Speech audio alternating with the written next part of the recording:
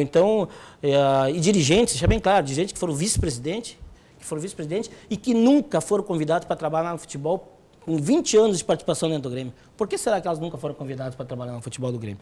Porque as pessoas vê o futebol com uma forma meio alucinante, meio com um protagonismo de devorar quem está no poder ou quem está lá dentro.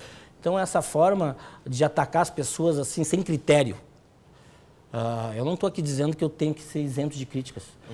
Pelo amor de Deus, nós temos aí, fizemos uma gestão onde que nós podemos ser criticados sim, por alguns fatores, algumas decisões equivocadas, e temos sim que ser elogiados por algumas coisas boas que a gente fez dentro do Grêmio, várias coisas boas que aconteceram dentro do Grêmio nesse período de gestão. Agora, ser criticados por um dirigente, como o caso dessa pessoa em especial, somente por birra pessoal ou por não gostar da pessoa e por outros interesses que eu sei muito bem quais são, essas críticas eu desconsidero.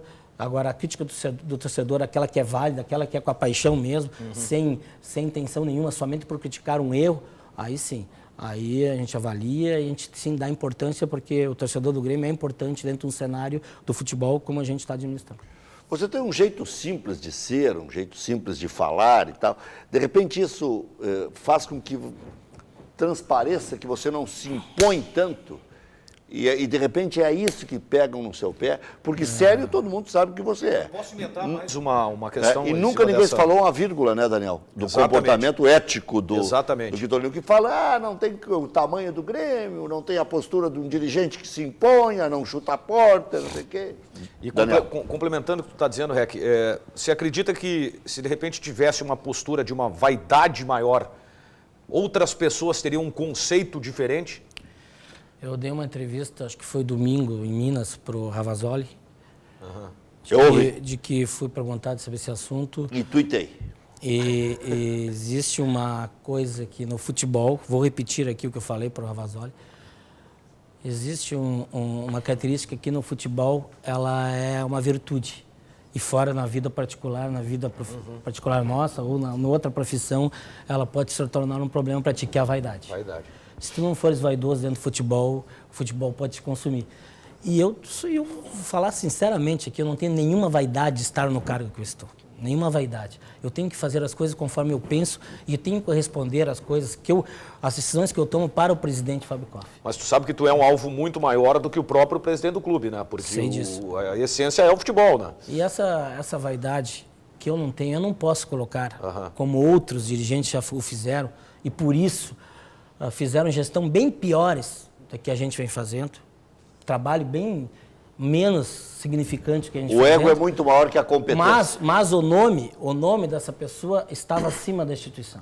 Vocês, em nenhum momento o torcedor do Grêmio, em nenhum momento vocês da imprensa, em nenhum momento quem comanda o Grêmio vai ver o Quitolina colocar o nome dele à frente da instituição. Isso não. Eu sou um gremista que estou lá benegadamente trabalhando para que as coisas aconteçam da melhor forma possível para o Grêmio e não para mim. Gonçalo, deixa a pergunta para o Quitolina responder com bastante tempo depois do intervalo. Combinado. Não? Pode fazer a pergunta.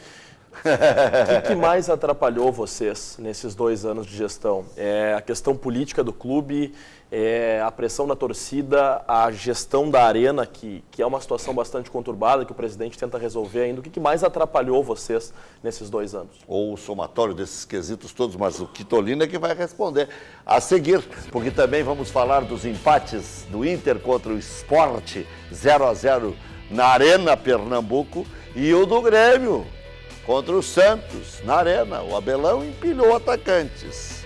E o Filipão, mesmo que se irrite, empilhou centro-médios quando precisava ganhar. Já voltamos.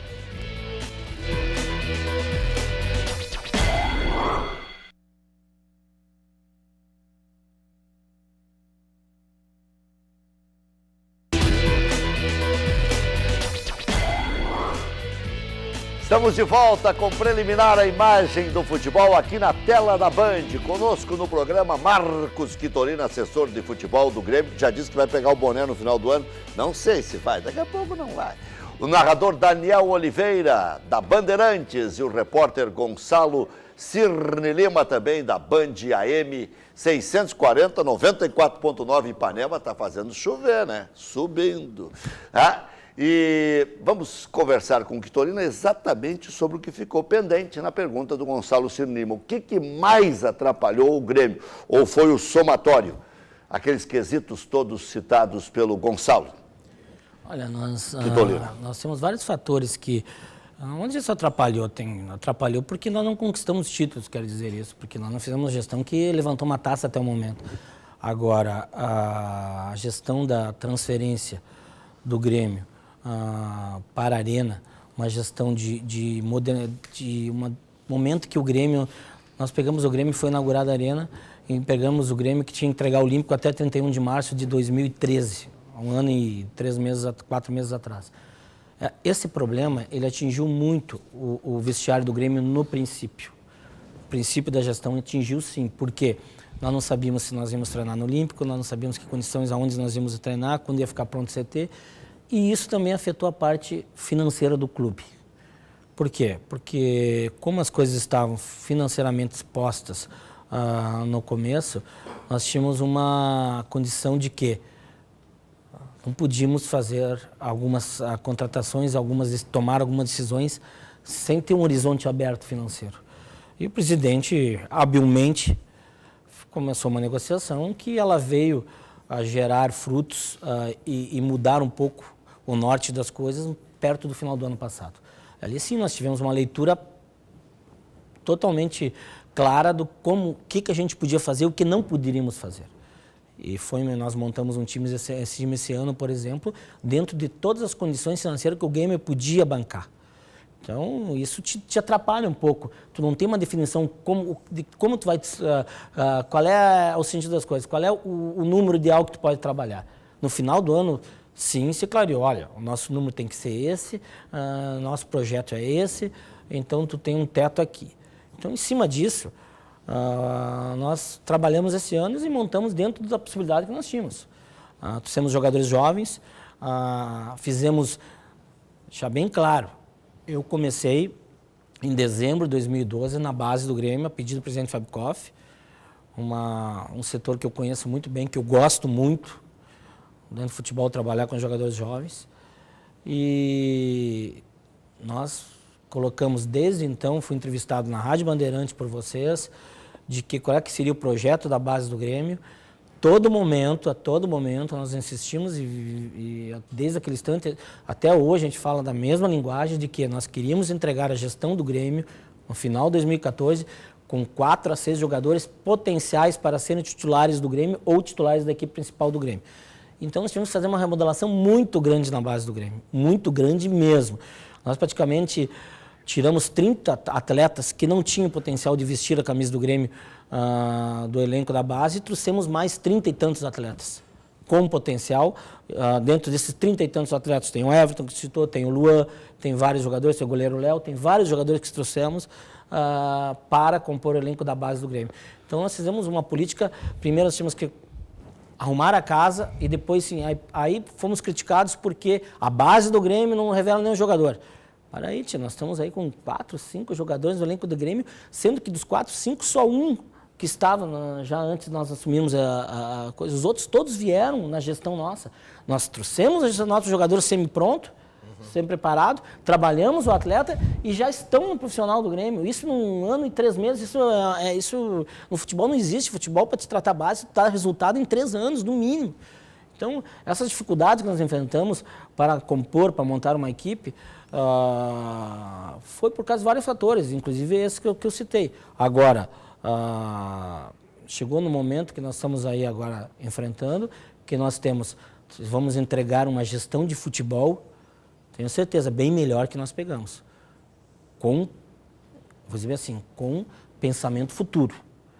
Eu tenho certeza que esse grupo do Grêmio, esse trabalho que foi feito em 2 anos aqui, tenho certeza que os resultados em campo, os resultados em títulos vão acontecer na sequência dos anos. Muito bem, vamos falar do empate do Internacional lá na Arena Pernambuco, onde o Internacional deixou escapar mais uma grande chance de somar 3 pontos fora de casa. Teve boas oportunidades para marcar contra o Sport Recife, mas o jogo terminou em 0-0. Vamos acompanhando e falando em cima aí, o Internacional perdeu oportunidades, mas no final foi um Deus nos acuda, né? O Abel colocou até o Alan Patrick no lugar do Gilberto, recebeu duras críticas e tal.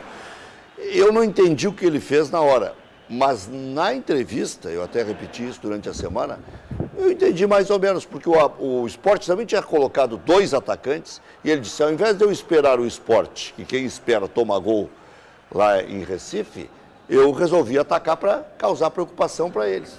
Em tese deu até mais ou menos certo. Né? O Inter é o seguinte, o Inter já fez jogos piores, eu até achei que o Inter não jogou tão mal assim. E até se tivesse que ter um vencedor no jogo, E teve o esse Inter gol do acabou Paulão tendo... aí que foi bem anulado. Foi bem anulado. O Inter acabou tendo algumas chances. Poucas é verdade, mas ele teve. Né? E principalmente com os 2 centroavantes. Eu acho que o pecado que o Abel cometeu foi com as retiradas do D'Alessandro e do Alex, mesmo com jogadores de característica mais ofensiva do time do Sport, com as substituições, ele abriu o meio de campo. E aí ele correu um risco, né? Ele poderia ter perdido o jogo. E aí depois ele foi recompor o meio de campo, mas aí tirou o lateral direito, que foi o Gilberto.